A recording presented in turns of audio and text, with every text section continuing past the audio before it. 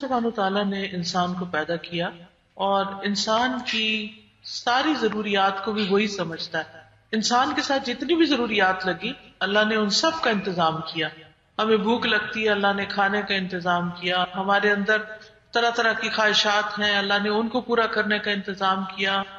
بیمار ہو جاتا ہے انسان اللہ تعالیٰ نے انسان کے لیے دوا کا انتظام کیا.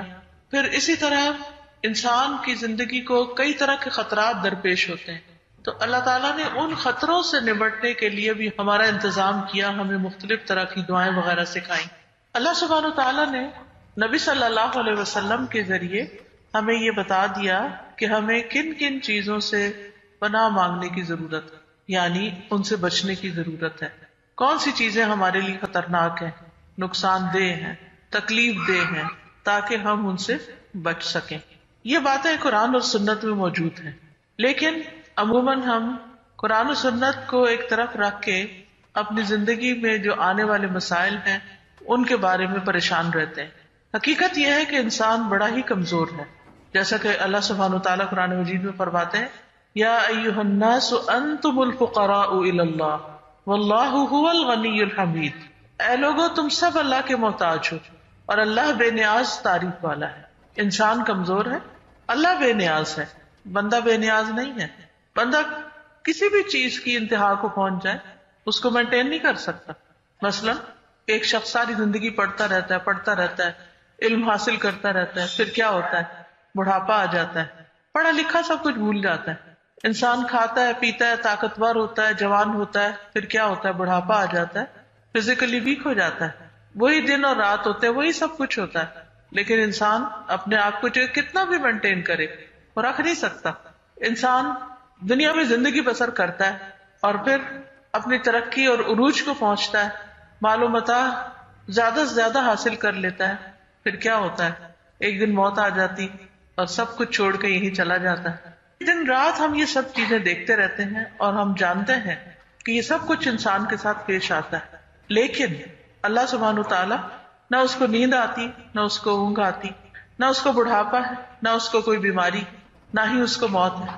تو انسان اپنی ذات میں کمزور ہونے کی وجہ سے اس بات کا محتاج ہے کہ وہ کسی ایسی ہستی کا سہارا لے، ایسی ہستی کا دامن پکڑے کہ جو اسے ہمیشہ کے لیے پروٹیکشن دینے کے لائق ہو، جو خود محتاج نہ ہو. اور وہ اللہ سبحانہ تعالیٰ کے علاوہ کون ہو سکتا ہے؟ کوئی اور نہیں ہو سکتا.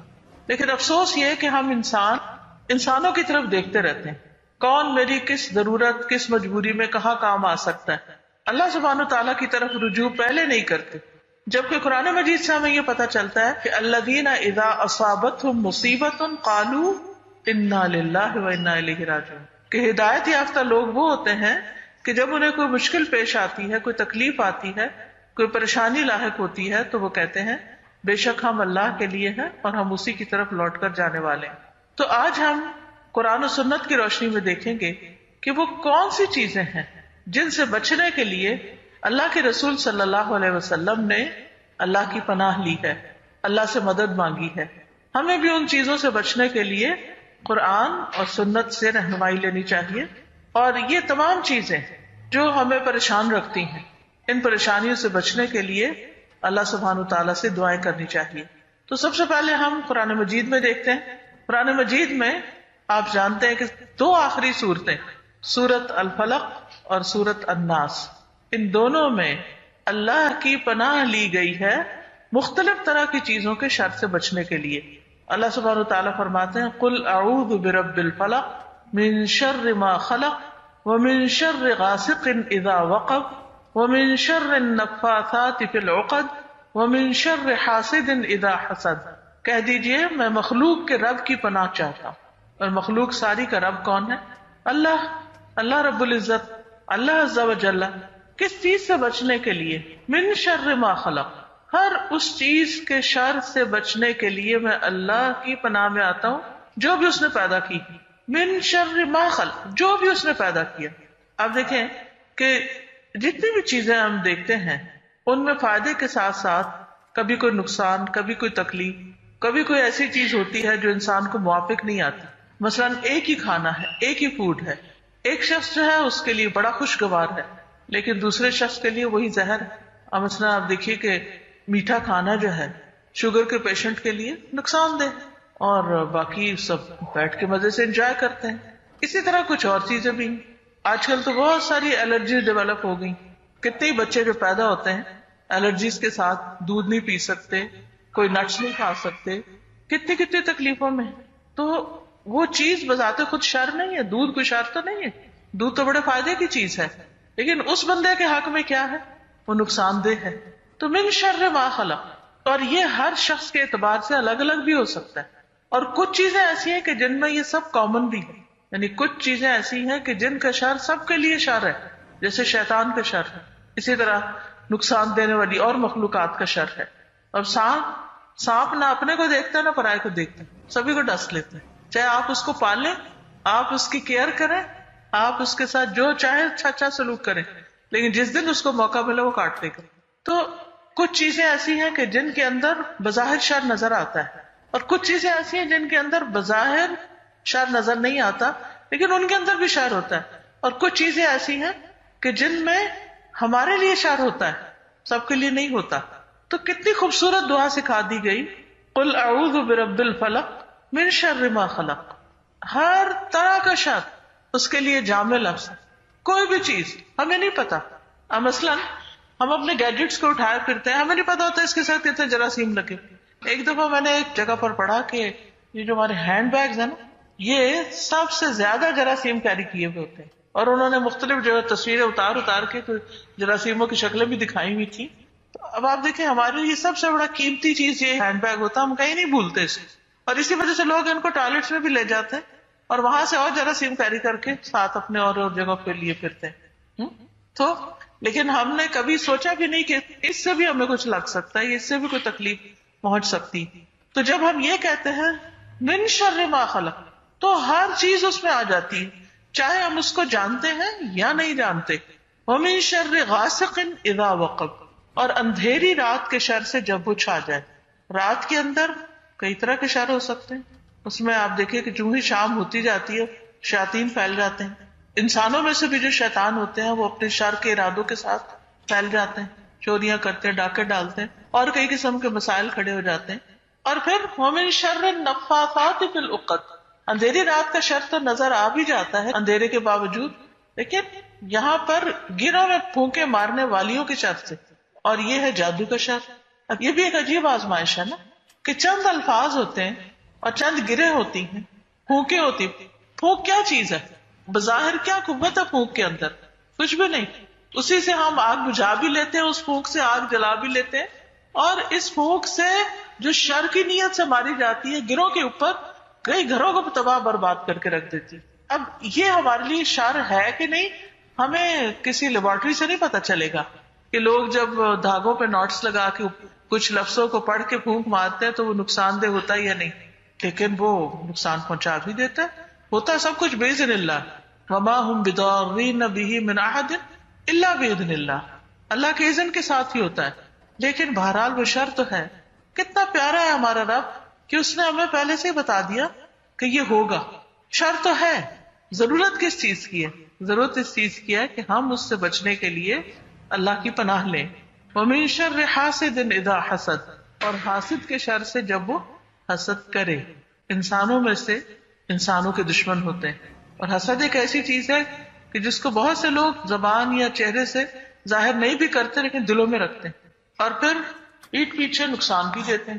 تو ایسے میں انسان کس کس کو جا کے کھولے، کس کا دل دیکھے، کہاں سے دیکھے، کیسے پتا کرے کون کس سے کیا حسد کر رہا ہے. لیکن جب انسان اپنا معاملہ اللہ سبحانہ وتعالیٰ کے سپرد کر دیتا ہے تو اللہ کی پناہ میں اپنے آپ کو دیتا ہے. اس سے بڑی پناہ کوئی ہے ہی نہیں، اس سے بڑی کوئی پروٹیکشن ہے ہی نہیں. تو اس طرح انسان ان تمام چیزوں کے شر سے محفوظ ہو سکتا ہے. نمبر 1 عمومی شر، نمبر 2 رات کا شر، نمبر 3 جادو کا شر، اور نمبر 4 حسد. آج آپ دیکھیں بہت سارے لوگ انہی مسائل میں گھرے ہوئے ہیں اور انہیں اس کا حل کوئی نظر نہیں آتا. اللہ سبحانہ تعالیٰ نے ہمیں حل دے دیا ہے. اسی لیے ہم دیکھتے ہیں کہ رسول اللہ صلی اللہ علیہ وسلم نے ان کو تعوذ کے افضل کلمات بتایا، یعنی جس سے کوئی پناہ لے سکے. یہ جو تعویذ کا لفظ ہے نا، یہ بھی تعوذ ایک ہی روٹ سے ہے. کیا مطلب ہے؟ پناہ لینا. تو لوگ سمجھتے ہیں کہ پناہ لینے کے لیے ضروری ہے کہ آپ کسی بابا کے پاس جائیں اور پھر وہاں سے وہ کچھ آپ کو لکھ کر دے اور پھر وہ آپ گلے میں لٹکائیں تو پھر ہی آپ کو پناہ ملے گی یا حفاظت ہوگی. جبکہ رسول اللہ صلی اللہ علیہ وسلم اس صورت اور دوسری صورت الناس کے بارے میں فرمایا یہ دو صورتیں ہیں، یعنی افضل کلمات ہیں کہ جن سے تعوذ کرنے والے تعوذ کرتے ہیں. ابن عابس جوہنی کہتے ہیں کہ ایک مرتبہ رسول اللہ صلی اللہ علیہ وسلم نے فرمایا کہ اے ابن عابس، کیا میں تمہیں تعوذ کے سب سے افضل کلمات کے بارے میں نہ بتاؤں جن سے تعوذ کرنے والے تعوذ کرتے ہیں، یعنی پناہ لیتے ہیں، پروٹیکشن لیتے ہیں. کہتے میں نے عرض کیا کیوں نہیں؟ تو رسول اللہ صلی اللہ علیہ وسلم نے فرمایا کہ یہ دو صورتیں ہیں، قل اعوذ برب الفلق اور قل اعوذ برب الناس. بہترین کلمات ہیں جن سے آپ حفاظت میں آ سکتے ہیں، بے مثال کلمات ہیں. نبی صلی اللہ علیہ وسلم ان کلمات کو لازم پکڑے ہوئے تھے. ابو سعید کہتے ہیں کہ رسول اللہ صلی اللہ علیہ وسلم جنوں اور انسانوں کی نظر بد سے پناہ مانگا کرتے تھے. یاد رکھیے انسانوں کے علاوہ جنوں کی بھی بری نظر ہوتی ہے جو انسانوں کو لگ سکتی ہے. تو پہلے آپ یعنی کہ ان سے پناہ مانگنے کے لیے، ان سے بچنے کے لیے کچھ دعائیں پڑھتے تھے، حتیٰ کہ معوذتین نازل ہو گئی، یعنی یہ صورتیں نازل ہو گئی. پھر جب یہ نازل ہوئی تو آپ نے ان کو لازم پکڑ لیا اور ان کے سوا دوسروں کو ترک کر دیا. تو اس سے یہ بھی پتہ چلتا ہے کہ یہ کفایت کرنے والی صورتیں ہیں، بندے کے لیے کافی ہیں. اگر کچھ اور دعائیں نہ بھی پڑھنے کا موقع ملے تو ان میں سب کچھ شامل ہو جاتا ہے، ہر شر سے بچنے کے لیے یہ فائدہ دے سکتی. اسی لیے نبی صلی اللہ علیہ وسلم، چلیے میں آپ سے پوچھتی ہوں کس کس موقع پر ان کو پڑھتے تھے؟ قل اعوذ برب الفلق، قل اعوذ برب الناس کب کب پڑھنی چاہیے؟ صبح شام. صبح شام کتنی دفعہ پڑھنی چاہیے؟ 3 بار. صبح سے مراد کیا ہے؟ فجر کے بعد سورج نکلنے سے پہلے. اگر سورج نکلنے کے بعد پڑھا تو وہ عام اذکار میں شامل ہو جائے گا. پناہ لینے کے لیے سورج نکلنے سے پہلے. اور دوبارہ کب پڑھنی چاہیے؟ عصر اور مغرب کے درمیان، سورج غروب ہونے سے پہلے پہلے. دوسرے ہر نماز کے بعد، ہر نماز کے بعد، اور رات کو سوتے وقت. آپ صلی اللہ علیہ وسلم نے فرمایا اے عقبہ بن عامر، کیا میں تمہیں ایسی صورتیں نہ سکھاؤں جو نہ تورات میں نازل ہوئی، نہ زبور میں، نہ انجیل میں، اور نہ ہی ان جیسی فرقان میں ہے؟ تم پر ایک رات بھی ایسی نہ آئے کہ تم ان کو نہ پڑھو. کتنی تاکید ہے اس میں کہ تم پر ایک رات بھی ایسی نہ آئے کہ تم ان کو نہ پڑھو. یعنی آخری چیز جو رات کو سوتے وقت کرنی چاہیے وہ یہ اذکار ہیں جن میں یہ صورتیں بھی موجود ہیں. پھر آپ دیکھیے کہ اس میں سورۃ الناس میں قل اعوذ برب الناس ملک الناس الہ الناس من شر الوسواس الخناس الذی یوسوس فی صدور الناس من الجنۃ والناس. کہہ دیجئے میں پناہ پکڑتا ہوں لوگوں کے رب کی، لوگوں کے بادشاہ کی، لوگوں کے معبود کی، وسوسہ ڈالنے والے کے شر سے جو ہٹ ہٹ کے آنے والا ہے، جو لوگوں کے سینوں میں وسوسہ ڈالتا ہے جنوں اور انسانوں میں سے. گویا ان دو صورتوں نے ہر طرح کے شر کا احاطہ کر لیا. اور اس میں بڑی خوبصورت بات یہ ہے کہ ایک دفعہ اللہ تعالیٰ کے رب ہونے کی صفت سے پناہ لے کر 3-4 چیزوں سے پناہ لے لی گئی بچنے کے لیے، یعنی بچنے کی دعا کر لی گئی. لیکن ایک چیز سے بچنے کے لیے اللہ سبحانہ وتعالیٰ کی 3 صفات کا ذکر کیا گیا، اور وہ کیا ہے؟ رب الناس، ملک الناس، الہ الناس. اور بچنا کس سے؟ لوگوں کے نہیں، شیطان کی شر سے. من شر الوسواس الخناس. اور وسواس جو ہے پلٹ پلٹ کے وسوسے ڈالنا، بار بار وسوسہ ڈالنا، نیگیٹو تھنکنگ، برے خیالات، حسد، دوسروں کے بارے میں بدگمانی، اللہ کے بارے میں بدگمانی، رسول کے بارے میں بدگمانی، لوگوں کے بارے میں بدگمانی، ایمان والوں کے بارے میں بدگمانی. شیطان جو ہے وہ کبھی بھی نہیں چاہتا، کیونکہ آپ دیکھیے کہ یہ جو ہمارا دل ہے نا، یہی مرکز ہے ہمارے خیالات کا. اور جب ہم اچھے خیالات رکھتے ہیں تو ہماری عبادات بھی اچھی ہوتی ہے، ہمارے لوگوں کے ساتھ معاملہ بھی اچھا ہوتا ہے. لیکن جب ہمارے دل میں کسی کے بارے میں برا خیال آتا ہے، بدگمانی آتی ہے، نیگیٹو تھنکنگ ہوتی ہے، تو ہمارے تعلقات بھی خراب ہو جاتے ہیں. تو یہ نیگیٹیوٹی کون پھیلاتا ہے؟ یہ یہی شیطان، الذی یوسوس فی صدور الناس من الجنۃ والناس. ابلیس تو ہے ہی، لیکن اس کے لشکر ہے انسانوں اور جنوں میں سے جو انسانوں کو پریشان رکھتے ہیں. یعنی انسان کے ارادے میں جب خلل آ جاتا ہے نا، نیت جب خراب ہو جاتی ہے تو اچھے سے اچھا عمل بیکار ہو جاتا ہے. تو اس لیے بہت ضروری ہے کہ انسان ان دو صورتوں کو پڑھتا رہے. پھر آپ دیکھیے کہ اور جن چیزوں سے پناہ مانگنی چاہیے، یہ جن چیزوں سے بچنے کی دعا کرنی چاہیے، ان میں سے رسول اللہ صلی اللہ علیہ وسلم کی یہ دعا ہے، اللہم انی اعوذ بک من العجز والکسل والجبن والحرم والبخل واعوذ بک من عذاب القبر ومن فتنة المحیا والممات. اے اللہ، میں عاجز ہونے، سستی، بزدلی، بڑھاپے اور بخل سے تیری پناہ میں آتا ہوں. میں قبر کے عذاب، زندگی اور موت کی آزمائشوں سے تیری پناہ میں آتا ہوں. کتنی خوبصورت دعا ہے، چھوٹی سی دعا ہے، صحیح مسلم میں آئی ہے. رسول اللہ صلی اللہ علیہ وسلم ان تمام چیزوں کا مقابلہ کرنے کے لیے اللہ کی مدد لیتے تھے. سب سے پہلی چیز جس کا ذکر کیا گیا ہے وہ عجز ہے، بے بس ہونا. ہم کب بے بس ہوتے ہیں؟ بڑھاپے میں، بیماری میں. بعض اوقات آپ دیکھیں آپ اپنی اولاد کے آگے بے بس ہو جاتے ہیں. کوئی کام آپ کرنا چاہتے ہیں، کسی چیز کا بہت شوق بھی ہے آپ کو، لیکن آپ کے پاس وہ اسباب اور وسائل اکٹھے نہیں ہوتے، آپ بالکل بے بس ہو جاتے ہیں. کس کی مدد ہوگی تو کام آگے چلے گا؟ اللہ سبحانہ وتعالیٰ کی. آپ دیکھیے بعضوں کا سب کچھ ہوتا ہے لیکن وہ کام آپ نہیں کر پا رہے ہوتے. اچھا، ایسے میں ہمارے ذہن میں کیا خیال آتا ہے؟ بندش ہو گئی، کسی نے رکاوٹ ڈال دی. تو بات یہ ہے کہ وما بکم من نعمت فمن اللہ. تمہارے پاس کوئی بھی جو نعمت ہے وہ اللہ ہی کی طرف سے، اللہ ہی دینے والا ہے، اللہ ہی عطا کرنے والا ہے. اور جب انسان نعمتوں پر شکر گزار ہوتا ہے تو اللہ تعالیٰ نعمتوں میں اضافہ کر دیتے ہیں. لئن شکرتم لازیدنکم. اور جب انسان ناشکری کرتا ہے، ناقدری کرتا ہے ان نعمتوں کی، اللہ کی نافرمانی کے کام کرتا ہے تو رکاوٹیں بھی آ جاتی ہیں. لیکن ہم اپنے اوپر کوئی ذمہ داری لینے کو تیار نہیں ہوتے، ساری ذمہ داری دوسروں پہ ڈال دیتے ہیں کہ ان کی وجہ سے ہمارا کام خراب ہو. بہرحال اس سے پناہ مانگنی چاہیے. والکسل، سستی سستی سستی. اچھا کل کر لوں گا، پھر کر لوں، ہو جائے گا. ٹال مٹول کرتے رہنا، جس سے کوئی کام وقت پہ کر کے ہی نہ دینا. بڑے بڑے ارادے کرنا، نیتیں باندھنا، سوچنا، لیکن کر کے کچھ نہ دینا، ہاتھ میں کچھ بھی نہ ہونا. رکاوٹ کیا ہے؟ کچھ بھی نہیں، بس صرف اپنی سستی، اپنی ویکنس. تو اپنے شر سے بچنے کے لیے بھی کس کی مدد چاہیے؟ یعنی ہم عجز ہو یا کسل ہو، دونوں چیزوں میں ہم سمجھتے ہیں ہم بڑی چیز ہے، ہماری بڑی طاقت ہے. کچھ طاقت نہیں ہے، ہم تو اپنے آگے بھی ہارے ہوئے لوگ ہیں. اللہ کی مدد نہ ہو تو ہم یہ چھوٹے چھوٹے کام بھی کرنے کے قابل نہیں. بعض اوقات آپ دیکھیں کہ ایک چھوٹی سی چیز پڑی ہوتی ہے جس کو اٹھانا ہوتا ہے، اور آپ کہتے ہیں اچھا اچھا اچھا، کتنا ٹائم گزر جاتا ہے اور وہ چھوٹا سا کام آپ نہیں شروع کر پاتے، نہیں مکمل کر پاتے. اور جب کرنے لگتے ہیں تو بہت کچھ کر جاتے ہیں. اب جب کر لیتے ہیں تو کریڈٹ اپنے آپ کو دیتے ہیں، جب نہیں ہوتا تو بلیم دوسروں کو کرنے لگتے ہیں. پھر والجبن، اور بزدلی سے، کاورڈلینس، ہمت ہی نہ کرنا کام کرنے کی. یہ ہو جائے گا، وہ ہو جائے گا، دل میں خوف، پریشانیاں، معاملہ اللہ کے سپرد نہ کرنا، توکل کا نہ ہونا. والحرمی، اور بڑھاپے سے، خاص طور پر ارذل العمر سے پناہ مانگی گئی کہ ایسی عمر جس میں انسان نہ کوئی فیصلہ کر سکے، نہ کسی کے کام آ سکے، وہ تو دور کی بات ہے اپنے بھی کام نہ کر سکے، اپنی جسمانی صفائی نہ کر سکے، اپنی ضروریات پوری نہ کر سکے، خود کھانا نہ کھا سکے، خود اپنے آپ کو صاف نہ کر سکے.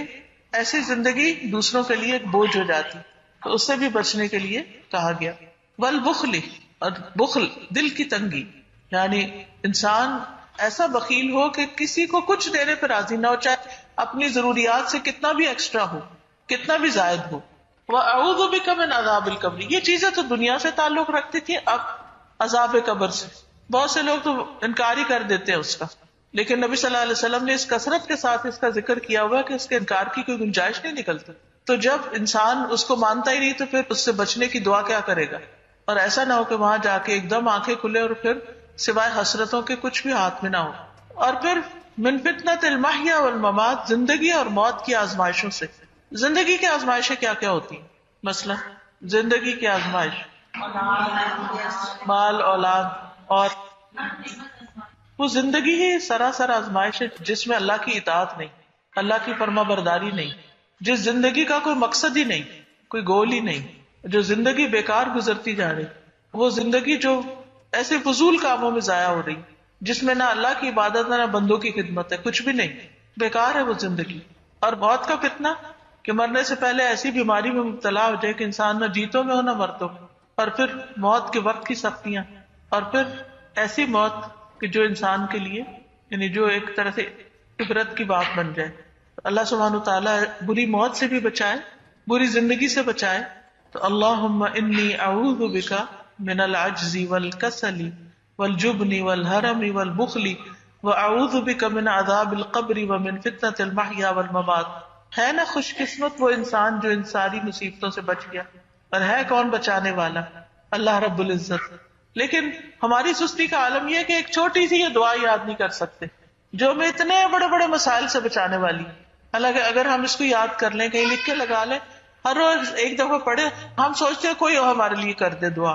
جب ہم اپنے لیے خود ہی سنسیئر نہیں تو کوئی اور ہمارے لیے کتنا سنسیئر ہو سکتا ہے. اس لیے بہت ضروری ہے کہ اس دعا کو سیکھ لیں.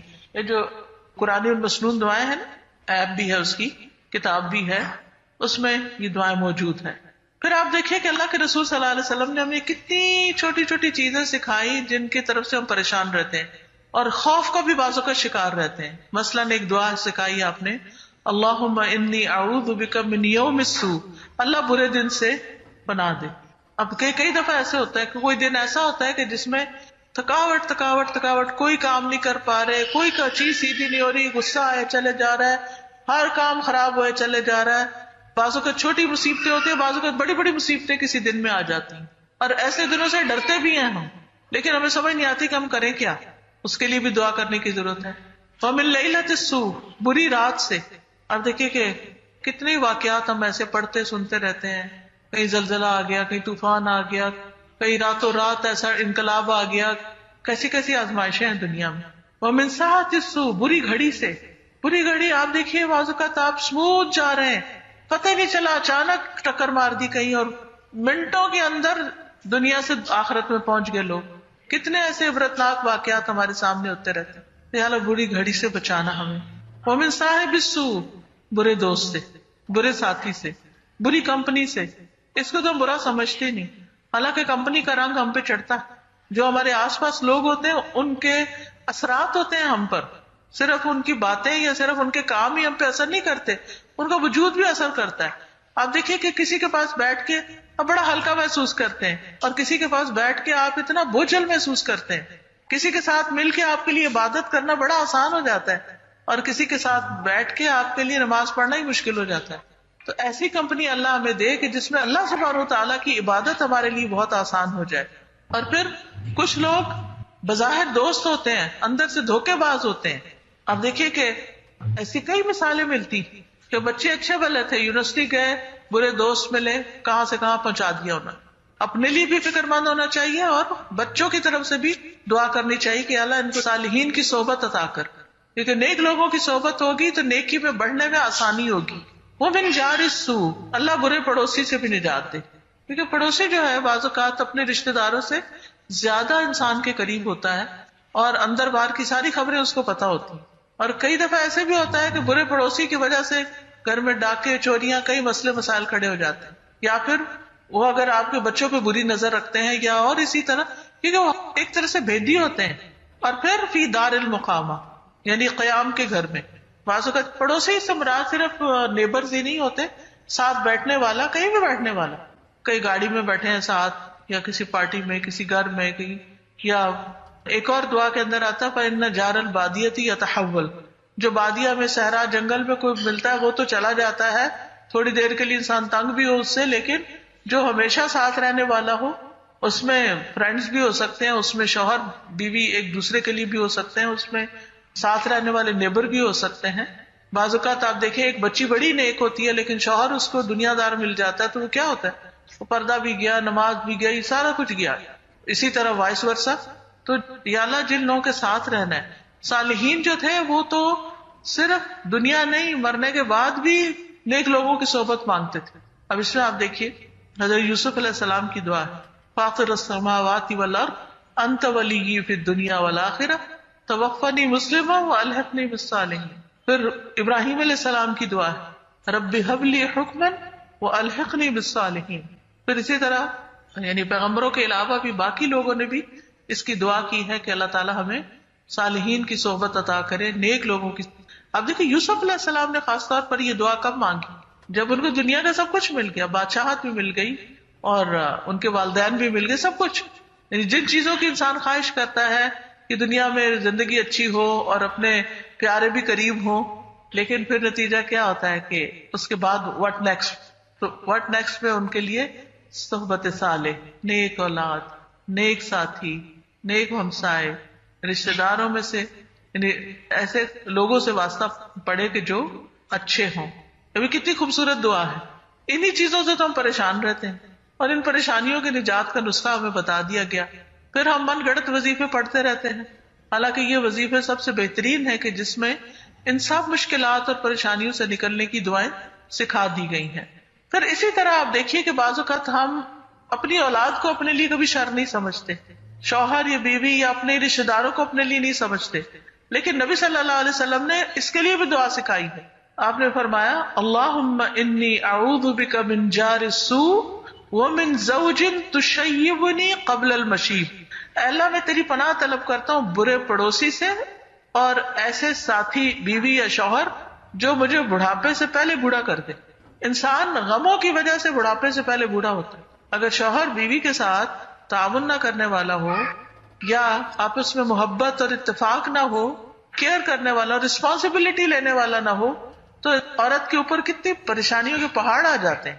کیونکہ اللہ نے مرد کو کمام بنایا، لیکن جب وہ کمام کی حیثیت سے اپنی ذمہ داری پوری نہیں کرتا تو پھر انسان کے لیے جینا مشکل ہو جاتا ہے. وَمِن وَلَدٍ يَكُونُ عَلَيَّ رَبًّا، اور مجھے ایسے بچے سے بھی بچا کے رکھنا جو میری آقا بن بیٹھے. یعنی قیامت کی نشانیوں میں سے ایک ہے نا کہ عورت اپنے مالک کو جنم دے گی. تو اولاد بعض اوقات بڑے ہو کر ماں باپ کو رول کرنے لگتی ہے. کس طرح کمزوری کی حالت میں انسان پیدا کرتا ہے، پالتا ہے، تکلیفیں اٹھاتا ہے، سب کچھ کرتا ہے، اور جب بچے جوان ہو جاتے ہیں تو وہ ماں باپ کو ہی بیوقوف سمجھنا شروع ہو جاتے ہیں اور ان پہ اپنے حکم چلانا شروع کر دیتے ہیں. تو اللہ تعالیٰ اس سے بھی محفوظ رکھ. پھر انسان کو مال کی محبت ہوتی ہے. اب یہ دیکھیں یہ ساری چیزیں ہماری بڑی محبوب ہوتی ہیں. ان میں کیا کیا محبت ہے؟ آپ دیکھیں شوہر سے محبت ہے، اولاد سے محبت ہے، دوستوں سے محبت ہوتی ہے. وَمِن مَالٍ يَكُونُ عَلَيَّ عَذَابًا، مال سے محبت ہوتی ہے. تو اللہ ایسے مال سے محفوظ رکھ کے جو میرے لیے عذاب بن جائے، کہ بجائے اس کے کہ وہ میرے فائدے کا مجھے اس کی پروٹیکشن میں اپنا آپ یعنی کہ کھپا دوں. اور پھر دوستوں سے محبت ہوتی ہے. وَمِن خَلِيلٍ مَاكِرٍ، چال باز دوست سے مجھے بچا. بعض دوست ویسے دوست ہوتے ہیں لیکن وہ ہر وقت یہ دیکھتے رہتے کہ کہاں سے اس کو دھوکہ دیا جائے. عَيْنُهُ تَرَانِي وَقَلْبُهُ يَرْعَانِي، کہ جس کی نگاہ مجھے دیکھتی ہے اور اس کا دل میری نگرانی کرتا ہے کہ کہاں گیا، کیا کر رہا ہے، تاکہ اسے ایکسپلائٹ کیا جا سکے. ان رأى حسنة دفنها، اگر وہ میرے اندر کوئی خوبی دیکھے تو اس کو تو دبا ہی دے، کسی سے ذکر ہی نہ کرے. وَإِن رَأَى سَيِّئَةً أَذَاعَهَا، اور اگر میرے اندر کوئی کمی خرابی دیکھے تو اس کو خوب نشر کر دے. کتنی خوبصورت دعائیں، کن کن چیزوں کی طرف نبی صلی اللہ علیہ وسلم کا دھیان گیا ہے اور کتنی وضاحت کے ساتھ ہمیں سمجھا بھی دیا گیا ہے. حالانکہ ہم خود اپنے دوستوں کا شر نہیں دیکھ پاتے. محبت اندھی ہوتی ہے نا، کہتے ہیں کہ جن لوگوں سے ہمیں محبت ہوتی ہے ہمیں ان کی خامیاں نظر نہیں آتی، اور کئی دفعہ ایسے ہوتا ہے کہ پھر ایسا دھوکہ دے کے جاتے ہیں کہ انسان سوچ ہی نہیں سکتا. پھر اسی طرح بیوی یا شوہر ان سے بھی محبت ہوتی ہے. اولاد، وہ کہتے ہیں نا میٹھے دشمن، بچوں کو میٹھے دشمن کہا جاتا ہے کہ قیامت کے دن بعض لوگ آئیں گے اور ان کو پتا چلے گا کہ ان کی ساری نیکیاں ان کی اولاد کھا گئی. یعنی ماں باپ نے جو نام کمایا تھا، جو اچھے اچھے کام کیے تھے، وہ سارے انہوں نے ڈبو دیے. یعنی ایسے ایسے کام کیے اور ماں باپ اولاد کی محبت میں کن کن غلط چیزوں میں پڑ گئے. تو اللہ سبحانہ و تعالیٰ اس سے بھی محفوظ رکھے. پھر اسی طرح مالداری اور فقر دونوں سے پناہ مانگی گئی. یعنی ایک طرف بہت مالدار ہونا بھی انسان کے لیے آزمائش ہے، اور دوسری طرف انتہائی فقر جو ہے وہ بھی کفر کی طرف لے جاتا ہے. آپ دعا مانگا کرتے تھے اللہم فإنی اعوذ بک من فتنۃ النار، اللہ آگ کی آزمائش سے، آگ کے فتنے سے بچانا، وعذاب النار، آگ کے عذاب سے، وفتنۃ القبر، اور قبر کے فتنے سے. جو سوال جواب ہوں گے نا، وہ بہت بڑا ٹیسٹ ہے. ہم دنیا کے ٹیسٹوں میں پریشان ہوتے رہتے ہیں، یہ ایگزام ہے وہ ایگزام ہے، اصل ٹیسٹ وہاں ہوگا. وعذاب القبر، اور قبر کے عذاب سے. ومن شر فتنۃ الغنا، اور دولت مندی کی آزمائش کی شر سے، ومن شر فتنة الفقر، اور فقر کی آزمائش کی شر سے، وأعوذ بک من شر فتنة المسیح الدجال، اور میں تیری پناہ میں آتا ہوں جھوٹے مسیح کے فتنے کی برائی سے، کیونکہ وہ لوگوں کے ایمان کا دشمن ہوگا۔ ہر نبی نے اپنی امت کو اس سے ڈرایا، اور نبی صلی اللہ علیہ وسلم نے بھی اپنی امت کو اس سے بہت خبردار کیا۔ پھر اسی طرح قلت اور ذلت سے پناہ، وہ پنجابی میں کہتے ہیں نا لوڑ دی تھوڑ نہ ہو، یعنی جو چیز ضرورت ہے اس کی کمی نہ ہو، تو اللہ تعالیٰ قلت سے بچانا، فقر و فاقے سے بچانا، جو ہماری بنیادی بیسک نیسیسٹیز ہیں، نیڈز ہیں ہماری، وہ ہمیں فراہم ہوتی رہے، وہ ملتی رہیں۔ اللہم انی اعوذ بک من الفقر واعوذ بک من القلۃ والذلۃ، اور ذلت اور رسوائی اور بدنامی سے بھی بچانا، واعوذ بک ان اظلم او اظلم، اور میں اس سے بھی تیری پناہ لیتا ہوں کہ کوئی مجھ پر ظلم کرے یا میں کسی پر ظلم کروں۔ پھر قرضے سے پناہ مانگی آپ نے کہ اللہ تعالیٰ قرضے سے محفوظ رکھنا، اللہم انی اعوذ بک من المأثم والمغرم، اور ایک اور جگہ پر آتا ہے اللہم انی اعوذ بک من غلبۃ الدین وغلبۃ العدو وشماتۃ الاعداء، اللہ میں تیری پناہ چاہتا ہوں قرض کے غلبے سے اور دشمن کے غلبے سے اور دشمنوں کے خوش ہونے سے، کہ ہمارے دشمن ہم پہ نہ ہنسے۔ پھر شیطان سے پناہ، وہ تو قرآن پڑھنے سے پہلے بھی مانگنے کو کہا گیا، وَإِذَا قَرَأْتَ الْقُرْآنَ فَاسْتَعِذْ بِاللَّهِ مِنَ الشَّيْطَانِ الرَّجِيمِ، یعنی ہر برے کاموں کی طرف تو وہ لے جاتا ہی ہے، انسان نیکی کی طرف آئے تو وہاں بھی نہیں چھوڑتا، وہاں بھی اس میں خلل ڈالنے کی کوشش کرتا ہے، انسان اس نیکی کے کام کو چھوڑ ہی دے۔ پھر غصے سے بچنے کی دعا، اعوذ باللہ من الشیطان الرجیم۔ پھر برا خواب دیکھنے پر شیطان سے پناہ مانگنا، کیونکہ حدیث میں آتا ہے نیک خواب اللہ کی طرف سے اور برے خواب شیطان کی طرف سے ہوتے ہیں۔ دن کو تو وہ بدبخت چھوڑتا ہی نہیں، لیکن رات کو سوتے ہوئے بھی نہیں چھوڑتا، اس میں بھی انسان کو ڈراتا رہتا ہے۔ پھر صبح و شام شیطان کے شر سے بچنے کی دعائیں، ہر نماز کے بعد کفر سے پناہ مانگنا۔ ہم کہ نہیں، ہم تو مومن ہیں، نیک ہیں، لیکن یہ نبی صلی اللہ علیہ وسلم ہر نماز کے بعد کہتے تھے، یہ مسند احمد کی روایت ہے حضرت ابو بکرہ سے، اللہم انی اعوذ بک من الکفر والفقر وعذاب القبر۔ ہر نماز کے بعد یہ تین چیزوں سے بچنے کی آپ دعا کیا کرتے تھے۔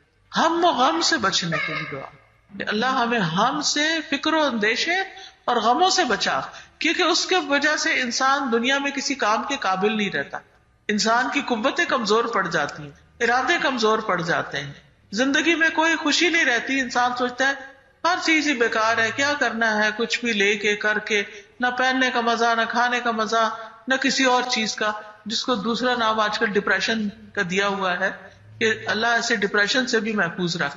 پھر اسی طرح برے اخلاق سے، یاد رکھیے قیامت کے دن میزان میں بہت بھاری نیکی ہوگی اچھا اخلاق، لیکن ہمیں پتہ ہی نہیں چلتا، ہم ایک دم سلپ ہو جاتے ہیں، کبھی منہ سے کچھ نکل جاتا ہے، یعنی کچھ نہ کچھ تبصرہ ہم نے کرنا ہی ہوتا ہے کوئی واقعہ سن کے یا کسی نہ کسی بات پر، اور اس میں کبھی غیبت ہو جاتی ہے، کبھی کسی پہ کوئی الزام تراشی ہو جاتی ہے، کبھی کسی کا مذاق اڑایا جاتا ہے، اور یہ ساری حرام چیزیں ہیں۔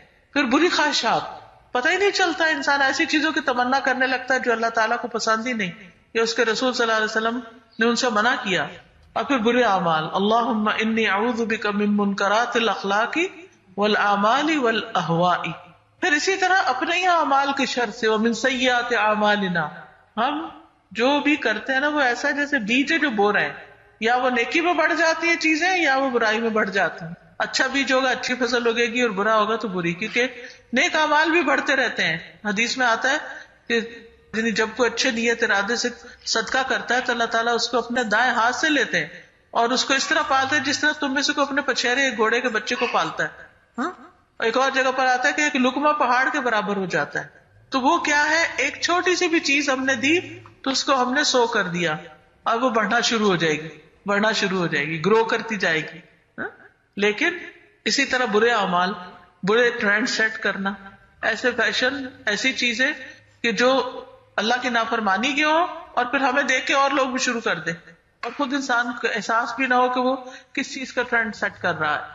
تو اللہم انی اعوذ بک من شر ما عملت، اللہ میں نے جو برے عمل کیے نا ان کے شر سے تو مجھے بچا، ومن شر ما لم اعمل، اور اس کے بھی شر سے جو بھی میں نے نہیں کیے کہ کہیں میں اس کو کر نہ بیٹھوں۔ پھر قبول نہ ہونے والے عمل سے پناہ مانگنا کہ اللہ ایسا کام نہ ہو کہ جو قبول ہی نہ ہو، اللہم انی اعوذ بک من علم لا ينفع وعمل لا يرفع ودعاء لا يسمع. اور ایسی دعائیں بھی کہ جو سنی نہ جائیں. اللہ اسے آتی کہ یہ ساری چیزیں جن میں ایفرٹ لگتی ہے. علم حاصل کرنے میں بڑی تکلیفیں ہیں، لیکن اگر ایسا علم انسان حاصل کر رہا ہے جس میں نہ دین کا فائدہ نہ دنیا کا فائدہ، تو کیا فائدہ تھکنے کا؟ کس لیے سیکھ رہے ہیں وہ؟ پھر اسی طرح ایسا عمل جس میں انسان تھک رہا ہے، عاملۃ ناصبہ، تھکا دینے والا کام، لیکن کوئی اجر نہیں، ثواب نہیں، نہ دنیا میں اس کے کوئی نتیجہ. اور پھر ایسی دعا جو سنی نہ جائے، غافل دل کی دعا، مانگ رہے ہیں دعائیں آمین آمین، یہ نہیں پتا امام صاحب نے پڑھا کیا، عادتاً، بس عادتاً، تو روح ہی نہیں ہے ان دعاؤں میں. تو رک رک کے سوچنا چاہیے کہ اللہ ایسی دعائیں کرے کہ جو قبول بھی ہو جائیں. پھر نعمت اور عافیت چھن جانے سے پناہ مانگنا کہ اللہ ہماری نعمتوں میں اور ہماری صحت اور بدن کی عافیت، مال کی عافیت، اولاد کی عافیت، امن کی عافیت، یا اللہ یہ نہ تو ہم سے چھیننا. اللہم انی اعوذ بک من زوال نعمتک وتحول عافیتک وفجاءۃ نقمتک وجمیع سخطک. اللہ میں تیری پناہ چاہتا ہوں اس بات سے کہ تیری دی ہوئی کوئی نعمت چھنے، یعنی جو نعمتیں تو نے دی ہیں ان میں سے کوئی واپس نہ لینا، یا تیری دی ہوئی عافیت پلٹ جائے کہ سکون سے رہ رہے ہیں اس میں کوئی خلل نہ آئے، یا کوئی ناگہانی آفت یا عذاب نہ آ جائے کہ جس کا کبھی انسان سوچ ہی نہ سکتا ہو. اور تیرے تمام غصے ناراضگیوں سے تیری پناہ چاہتا ہوں، یعنی تجھ سے بھاگ کے کہاں جا سکتے ہیں؟ تو ناراض ہو تو تیرے ہی پاس آئیں گے کہ تو مان جائے. پھر اسی طرح اس دل سے بھی پناہ مانگی گئی جو اللہ سے نہ ڈرے، کہ اللہ ہمارا دل ایسا نہ ہو کہ جس میں خشیت نہ ہو، ہمارے دل کو تقوی عطا کر دے. اللہم آت نفسی تقواہا وزکیہا انت خیر من زکاہا.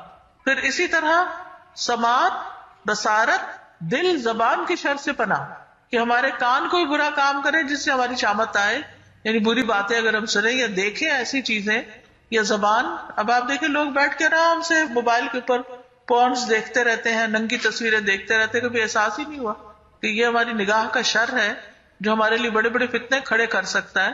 تو ایسی چیزوں کی طرف رغبت بھی ہونا یہ ایک بہت بڑی ایڈکشن ہے.